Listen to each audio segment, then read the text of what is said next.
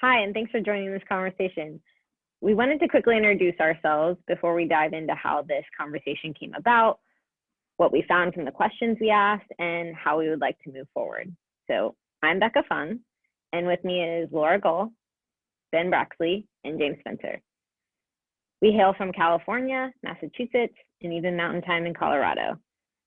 We together belong to Neuro, Ortho, and Sports Academies, and we're all PTs. Our journeys in the House started about 17 years ago, and we have a cumulative of about 58 years of experience in APTA leadership, and that includes being in the House. We are all clinicians, and some of us have administrative or academic aspects. We all have children ranging from 1 to 8 years old, so please know that you are not alone. If this year has been difficult for you, we are right in there with you. We consider ourselves later than early, but earlier than mid-career professionals. And we just wanted to use this time as an opportunity to engage in a conversation with you all going into the 2021 House of Delegates this year to grow and evolve for the better. The way we see it, improving the way the House works makes the association better and makes the profession better for the future and for a better future for ourselves, our patients, and society. A rising tide lifts all boats. So we really hope to raise the tide of the House this year so we can truly be better together. Now, this conversation came about out of the discussion of RC 1020. Last year, when it came and we had a call from President Dunn. This conversation led all of us to start to discuss our own frustrations and observations over the past few years with the House culture. Thanks, Becca. As our conversation moved beyond RC10, we began to explore the root of our frustrations. Were there barriers to fostering a House culture that would serve the association effectively, thus positioning the profession to live the vision in the best way we can? In reviewing pre-House activities, we looked and saw a shift in discussions favoring lengthy, more formally researched posts, which certainly hold value, but to the extent that they were snuffing out casual observations of differing perspectives, which can stifle the depth of our conversations.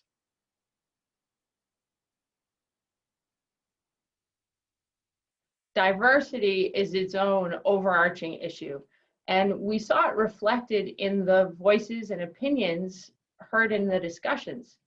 This limits our understanding of an issue and results to not fully meeting the needs of our members and of our patients.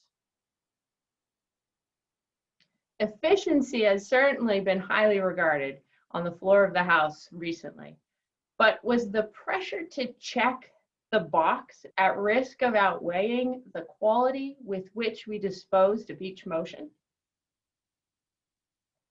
And in a similar vein, was the House missing opportunities to act with the fearless passion we've seen before by worrying too much about prescribing the details of how APTA would act in relation to each motion? Is the House losing trust? Where does holding leadership accountable end and acting out of distrust begin?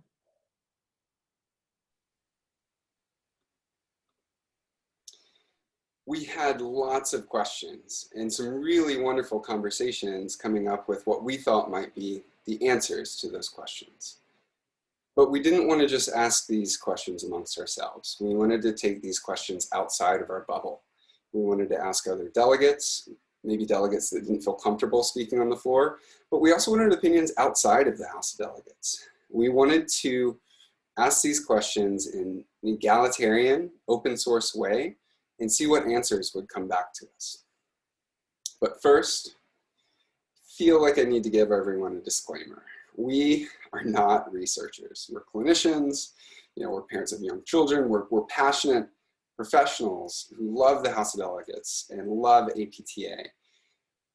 But we're not researchers. We know that we ask questions with our own inherent biases and our own filters. which is why we wanted to share the responses and engage in a conversation differently once we saw what came back to us. So in the end, we had around 240 responses. About half of those came from current or former delegates to APTA's House of Delegates, but we also saw more responses than we thought might be typical of a survey of physical therapists and physical therapist assistant opinions. We had 17, for example, 17 APTA staff members responded to our survey. We had a significant proportion, I think around 24–25%, from the categories of PTA and SPTA. So we wanted to look through the questions that we asked and see if answers differed based on your membership category or potentially even your years of service. So what questions did we ask? The first question, other than demographics, obviously, what 2 qualities or attributes are most important in preserving and advancing the culture of the House of Delegates? What we did with those responses, those kind of open response questions, is we first dumped them into a word cloud to see what words came up the largest, and then looked across trends and demographics. So first and foremost, you can see respect, diversity, transparency. What we were thinking we might see is, younger professionals, people earlier in their career perhaps, might have kind of more responses in that area versus another area.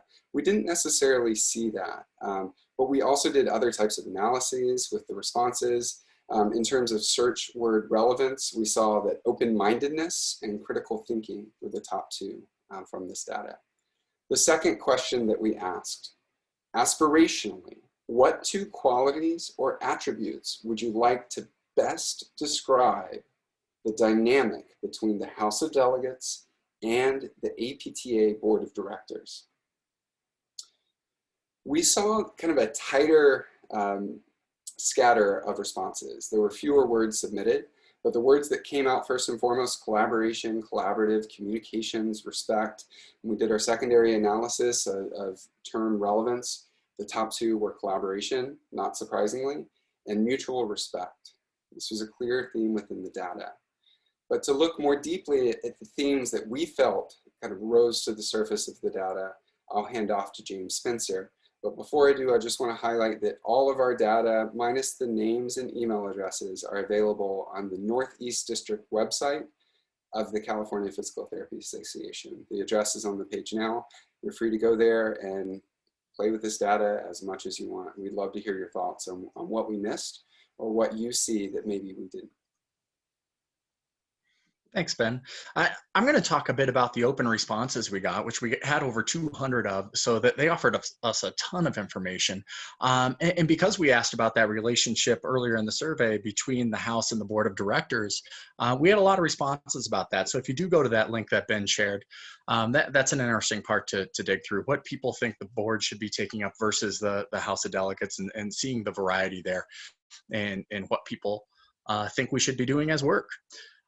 But there was one word that came up quite often, and that was trust.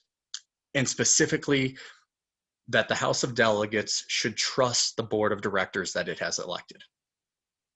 There was one other big theme that we identified, and that's inclusion and engagement and leadership opportunities throughout more of the membership. One group that was very vocal was the PTAs, and they want to be involved more in leadership opportunities, according to our survey. Another theme that came up was the large amount of academicians in leadership at APTA. And I've worked with a lot of academicians across the association in a bunch of different groups, and they're fantastic leaders. That's probably why they went into teaching in the first place, and also into leadership in APTA.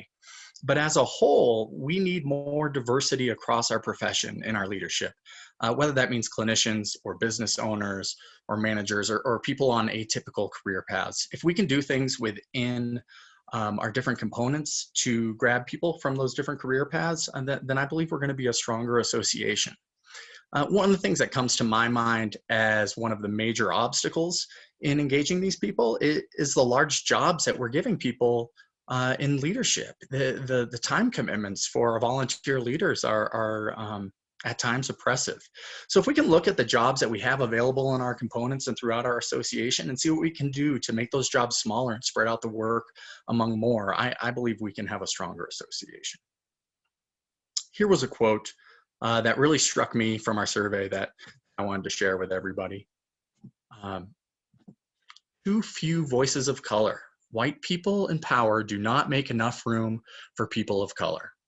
The exclusion and alienation of people of color within the PT field is not studied or prioritized. I am ashamed of this professional organization. I just think that was an important quote to bring up. And if anybody in our profession feels like that, then we certainly have more work to do. Just to balance it out with a more positive response, I have this one here. And I am proud of the work that our association does. I'm proud of the work that the House of Delegates does, but that doesn't mean that we can't do it better, and that perhaps we have cultural issues that we need to resolve. One of those that was brought up in our survey was that a minority of voices are having a majority of the conversation. This was described as superiority, a very vocal minority. And one expressed that they didn't have the ability to safely hear from those with minority opinions for fear of ridicule. Now, we need the voices with historical perspective. We need the voices that have all the details and can share that with us. But those voices can't be drowning out the more casual observations of what someone's seeing in the clinic or seeing in their everyday life. We need to be engaging more voices in our House of Delegates discussions. I believe this is something we can start to change right now. It's really a cultural issue. And if our delegations, if we can reach out to those individuals who have great ideas but aren't really speaking up and encouraging them to do so, that's one way to address it. And another way is to check ourselves and see how much we're contributing and if maybe that's too much. I'm excited to see where this conversation goes. You know, we're not going to be able to change the culture of the House if we don't have these discussions out loud and share our feelings with each other about them. So please engage with us over the next few weeks, and I'm looking forward to the discussion. And I'll throw it back to Becca to close us out. Thanks, James. So really, we wanted to share this all with you, our findings and the themes, and we also wanted to issue a call. So this is really a call. This is a call to hold each other accountable, to promote a culture that enhances the richness and depth of House discussions while fostering improved inclusion of underrepresented opinions and voices throughout the spectrums of practice and experience. We really do think that when the House engages in big ideas with many voices, that is when we are at our best. So thanks for your time, and we really appreciate it.